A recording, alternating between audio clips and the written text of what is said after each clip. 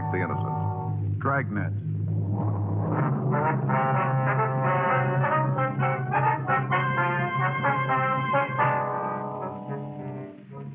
You're a detective sergeant. You're assigned to robbery detail. For the past 10 days, a gunman has been terrorizing the downtown area of your city. You know he's armed and dangerous. Your job? Stop him.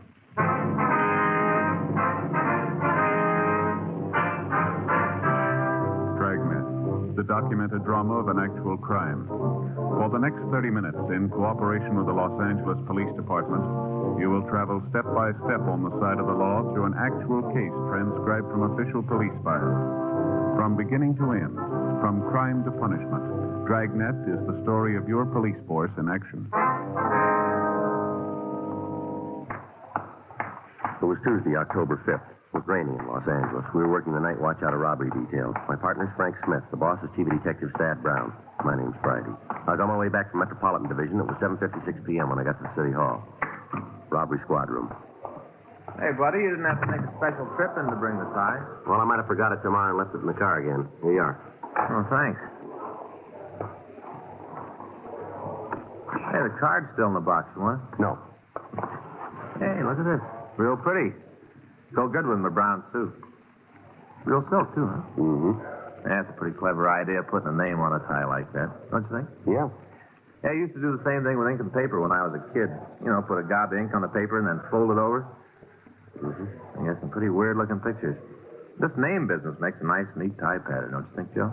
Yeah, if you don't mind the switch. On the name, you mean? Yeah. No. Unless you're looking for it, you wouldn't know it said Joe Friday. Here, take a look. See? This is how it's going to be when I'm wearing it. It's kind of hard to see. Yeah, well, as long as you're satisfied, you're the one that's going to wear it. Well, sure. Looks great to me. Of course, if you're going to turn your head sideways and read it, then you can see it says Joe Friday, but I don't think people are going to go to all that trouble. You think so? No, I don't think so. Did you talk Stoner? Yeah, says they'll meet us later. All right, better get going, huh? Yeah. Want to get your coat? It's coming down pretty hard out there. Right. You think it'll keep the suspect inside? I don't know. It isn't going to work for us. Hot shot. I got it.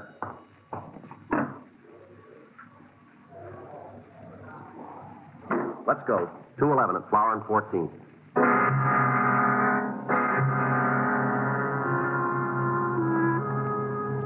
Frank and I left the office and drove out to the address. It was a small neighborhood liquor store.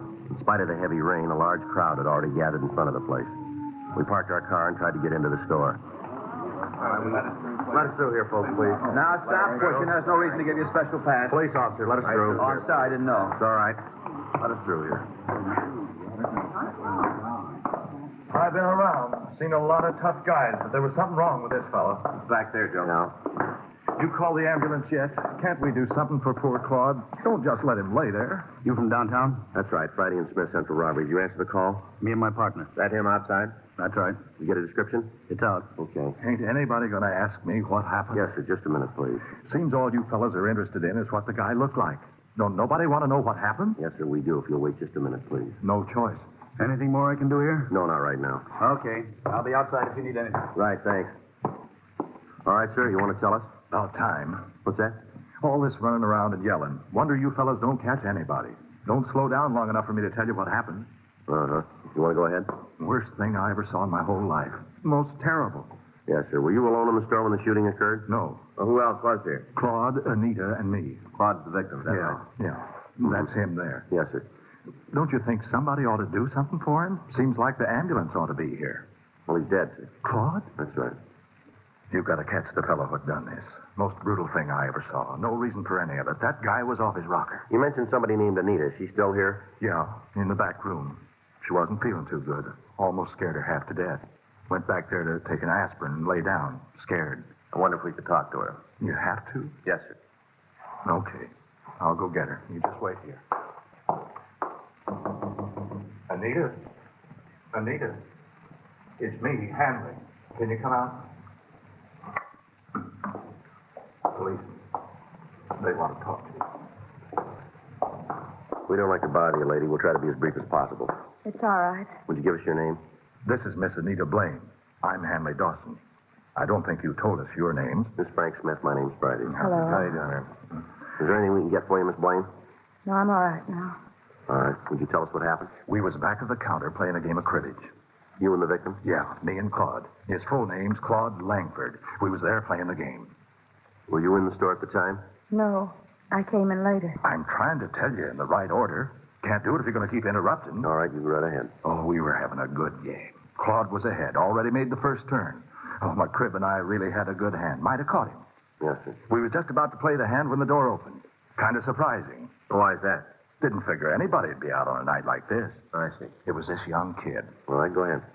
Come in and ask me where we kept the canned nuts. You know, cashews and almonds. Yes, sir. Pointed it out for him, and he went over to have a look. Mm-hmm. Claude and me started back to the game, but the kid found what he wanted, and he come up to the counter. All right. I got up to wait on him. Handed me a $5 bill for 2 cans of peanuts. Yeah. Opened the register to get change. That's when he pulled the gun. Now, where'd he have the gun? In his overcoat pocket. It was funny, though. And not funny, ha-ha, but funny. Odd. You know? How do you mean that? Well, you know how most raincoats have a little slit in the pocket so you can reach into your pants pockets without unbuttoning your raincoat? Yeah, I know what you mean. Well, the kid unbuttoned his coat and reached right through the slit with the gun. Kind of like this. See? See? Yes. Now, what did he say when he showed you the gun? Like this. This is a stick-up. Keep your mouth shut and you might not get hurt. Might. That's what he said. Mm-hmm. What happened then? Told both Claude and me to come out from behind the counter. Said for us to lay down on the floor. Yeah. We did like he said, you know. There was just something about that kid, so you had to go his way. Mm-hmm. He made us lay down right there, where Claude is now, on our stomachs. Yeah, what happened then? Went over and took the money out of the cash register. Then he really got sore. I thought he was going to explode. Why, do you know? Wasn't much for him to take, only about $20, $25. Guess he expected more. I see. He come over to where me and Claude were on the floor. Told us to take the money out of our pocket. Stood there with a gun pointed right at us. He was mad. Mm-hmm. You did what he said. You just bet we did. I only had about $6 on me. Gave it right to him, though. Yeah. That's when Anita here come into the store. Just walked in, like a rabbit into a fox's trap. That's right. I didn't have any idea what was going on. Couldn't you see through the door? I guess I should have, but it was raining so hard I didn't take the time. Glass was kind of steamed up, too. Made it tough to look in. I see. Well, what happened when the hold-up man saw you? He told me to keep my mouth shut, not to make a sound, and get down on the floor. Just like us. Mm-hmm. He grabbed my purse and took the wallet out, went through it and took the money. How much was it? Just a couple of dollars. I came over to get a bottle of wine, and I only took what I needed. All right, you want to go on? He started on Claude. Told him to empty his pockets. Yeah. Claude didn't take too kindly to the way this fellow was acting. If he'd just come in and taken the money, it might have been different. But Claude don't like to be shoved around. Yeah. He did like the kid told him, though. Emptied his pockets right out. I see, sir. Well, you'd just figure the man was real sore when he saw how much money he was going to get. Yeah. You see, Claude don't work. He's got some kind of pension. All alone in the world, he usually don't have much money. Main reason he comes over to play cards. He ain't got nothing else to do. And it's free. Mm-hmm. How much do you have on him tonight?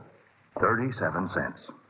Kid saw that. I thought sure he's going to kill us all. He sure acted like it. Then he figured maybe Claude was holding out on him. Told him to turn his pockets inside out. He did like he was told. Yeah. When he did, something fell out of his pocket. A coin hit the floor and rolled around, disappeared under the counter over The there. man with the gun saw it and got real mad. Said Claude tried to get away with something. Said for him to go pick up the coin. Claude told him if he wanted it that bad, he could get it himself. Yeah. Fellow just looked at Claude for a minute, and then put the gun right against his head. Right here, see? Didn't say a word. Just pulled the trigger. He was crazy. No reason for it.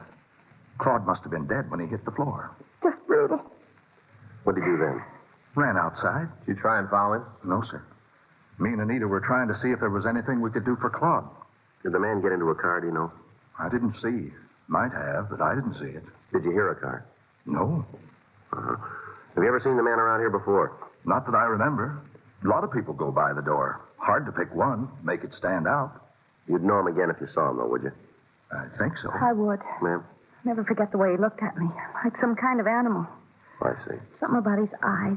He looked crazy, real wild. Well, how do you mean that? Well, he wasn't looking right at us. Like there was somebody standing behind me. He was looking at them. He couldn't focus, you know. I know what you mean. Say, did you see the coin that Langford dropped? No, just heard it hit the floor. Uh-huh. Find it? I think so. Look, sure doesn't make much sense. Take a look at it. Yeah. What is it? Streetcar token.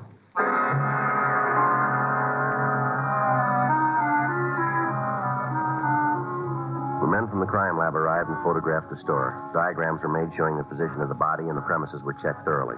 The victims were taken to the city hall to check the mug book. They were unable to make an identification. A canvass was started to the immediate area in the hope that we might be able to turn up a witness to the shooting. One of the uniformed officers talked to a newsboy who had seen a man run from the liquor store. Frank and I went down to talk to him. Yeah, I saw him. I heard this noise like a backfire, and then this fella come out of the store and started to run down the street. You get a good look at him? No, he went down that way, away from me. You see if he got into a car? No, he ran around the corner. I didn't think a lot about it till after the whole thing was over. Could you describe him for us? No, I just got a look at his back. Nothing about that'd stand out. Uh-huh. You might talk to that girl, though. What girl? Well, when the fellow ran out of the store, he almost knocked her down, ran right by her. You know who she is? Not right out. Sure feel like I do. How do you mean? I see her every week. Where's that? Home every Saturday night. What's that? She's on television.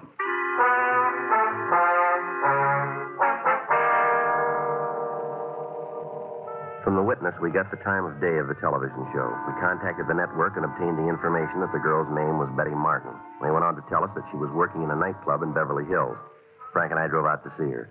She was sitting at a table talking to some people, and we asked the waiter to tell her we'd like to see her. Hello, you want to see me? Yes, ma'am. Would you sit down, please? Thank you. Here, I'll get that chair for you. What can I do for you? We're police officers, Miss Martin. This is Frank Smith. My name's Friday. How do you do? Hello. We understand that you're in the area of 14th and Flower tonight. Is that right? That's right. Why? Well, there was a hold-up and shooting down there. It's possible that you might have seen the man who did it. Oh, I don't think so. My manager and I went down there to listen to a group that's playing, but as far as I know, I didn't see anybody else. Oh, excuse me. I'll be right back. If you wait until I'm finished, I'll tell you what I can. Well, it's rather important, Miss Martin. We'll wait. Well, so's my job. I'll do one song, and then I'll be back. Right. Thank you. Excuse me.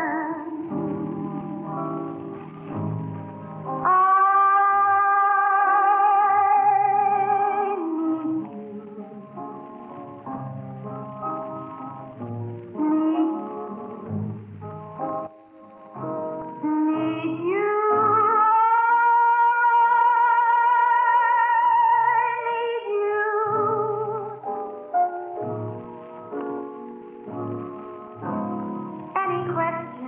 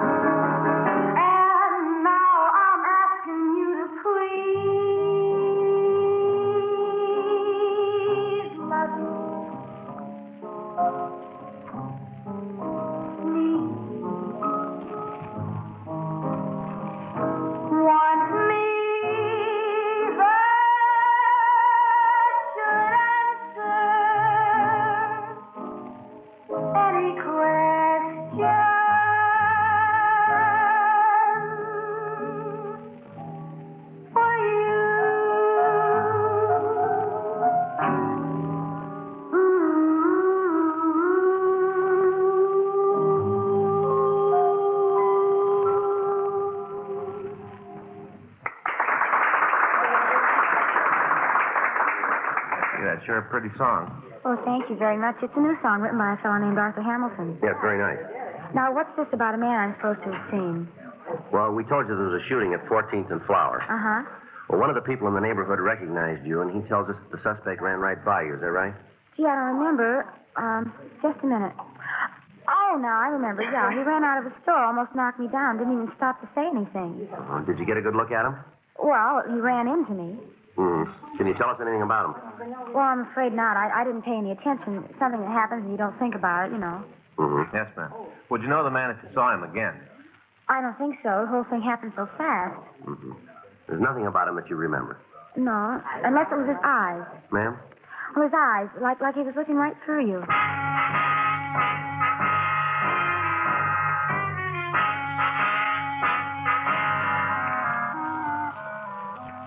11:46 p.m. Frank and I went back downtown. The search for the killer had spread throughout the city. Additional units from all divisions were called in to help. From the description given us by the victims and witnesses, it appeared more than likely that the suspect was a narcotics user. If this was true, it was more than possible that he'd cut down anybody who got in his way. Frank and I contacted the office and talked to Captain Donahoe. He'd taken over the search for the gunman. Because it was impossible to cover all of the liquor stores in the area, it was decided to ask the owners to close. Frank and I were assigned to places along Vermont Avenue. The first 6 stores we contacted cooperated. By the time we got to the 7th, the rain had stopped. We parked the car in front of the place and walked in. At first, there was no one in sight, but then in the storeroom, we found the owner. He was lying on the floor, his head buried in his arms. You go away. Leave me alone. You all right? I am now. I want to stay that way. Now, you get out of here. Look, we're police officers. What's the matter with you? Now, don't try that with me. I know who you are. You got all the money. There's no more to take. Come on, this is no joke, fella. Now, listen. I remember what you said. I ain't going to get up from here for another 2 minutes.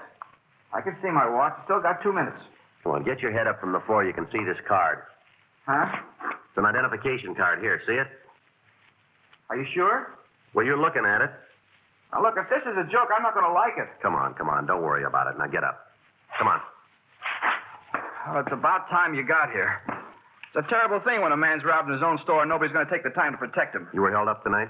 Yes, sir, not more than 3 minutes ago. Guy left. He told me to stay where I was for 5 minutes. What did he look like? Huh? The man who held you up, can you describe him for us? Yeah, young kid, just out of his teens, roaming around the streets, threatening citizens. You cops ought to do something about it. What did he look like? Well, he was dark, black hair, black eyes, wildest looking eyes you ever saw. One look at him, and you know he meant what he said. Stay put, and I did. I'll call him. All right.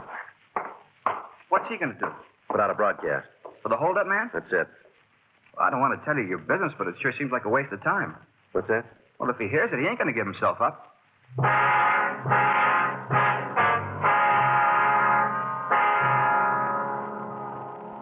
The broadcast was put out to all units. From the description given by the victim, we were sure it was the suspect. All of the cars on the perimeter of the search area were drawn in, and the entire vicinity was surrounded. It took a little over 20 minutes to get the cars into position. Frank talked with Captain Donahoe at the corner of Vermont Avenue and Beverly Boulevard. After the meeting, he came back to the car.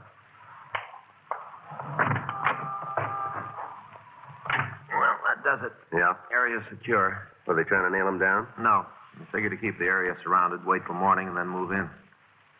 You think he's still here? We'll know in 3 hours.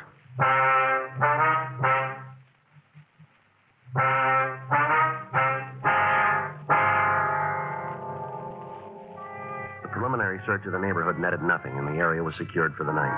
The rain kept up. All officers involved in the operation were kept on duty. At 6:20 a.m., the circle began to tighten. House by house, the space where the killer could be hiding was eliminated. All cars into and out of the area were stopped and searched. 7:15 a.m., the perimeter began to narrow. At 8:46 a.m., a call went out to all units. All units on special detail in the vicinity of Vermont Avenue and Beverly Boulevard regarding the suspect wanted for murder. Possible suspect believed to be in the vicinity of Vermont and Catalina Street. Attention, all units. Special detail regarding the suspect wanted for murder. Possible suspect believed to be in the vicinity of Catalina Street and Vermont Avenue. That's us. Yeah. Be a break if it's him. Right. All units on special detail in the vicinity of Vermont Avenue and Beverly Boulevard regarding the suspect wanted for murder. Possible suspect believed to be in the vicinity of Vermont and Catalina Street. Attention, all units. Special detail regarding the suspect wanted for murder. Possible suspect believed to be in the vicinity of Catalina Sure doesn't Street make and sense. Vermont Avenue. Why do you kill a man for a streetcar token?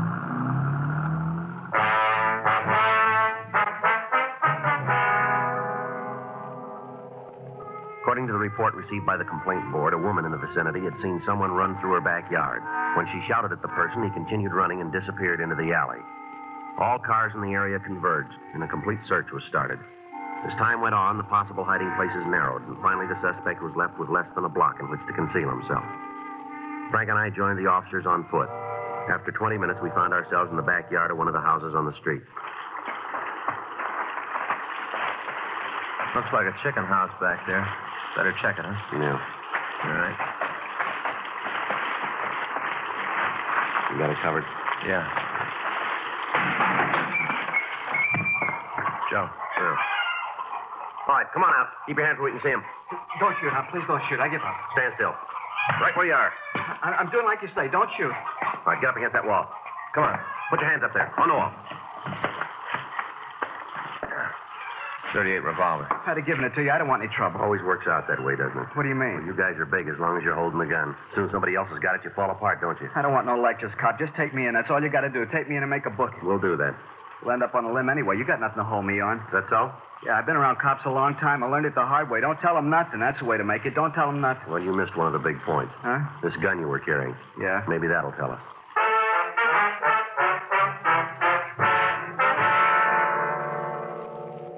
The suspect was taken to the city hall. He was mugged and fingerprinted. From his prints, we identified him as Max Hanford. He had a record listing several arrests for violation of the State Narcotic Act and 2 counts robbery. However, he'd never served time on any of the charges. We talked to him for an hour without result.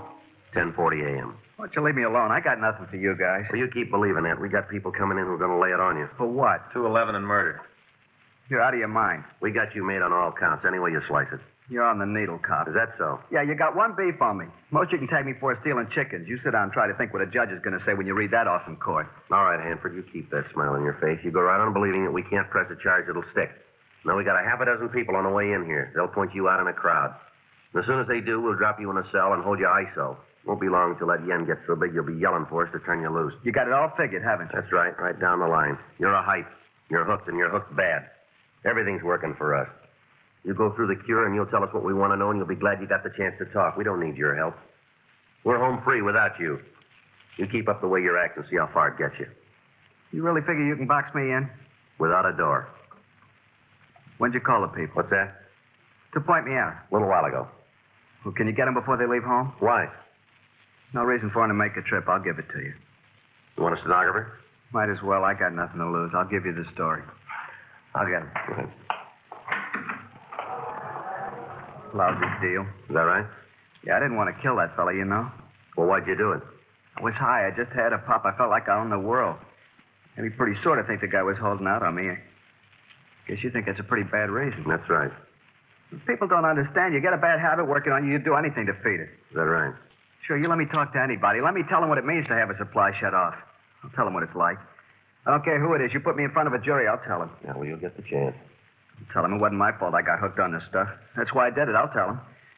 Well, while you're at it, you can tell them something else. What? Why you started taking narcotics.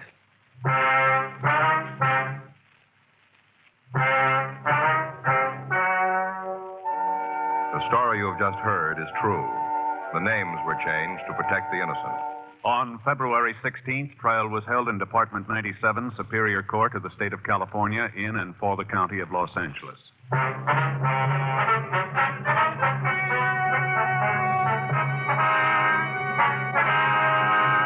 Max Gifford Hanford was tried and convicted of murder in the first degree and received sentence as prescribed by law.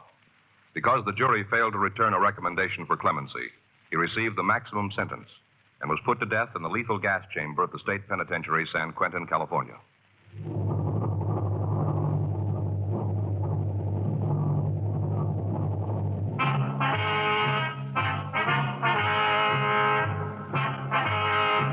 You have just heard Dragnet, the authentic story of your police force in action, and starring Jack Webb, a presentation of the United States Armed Forces Radio Service.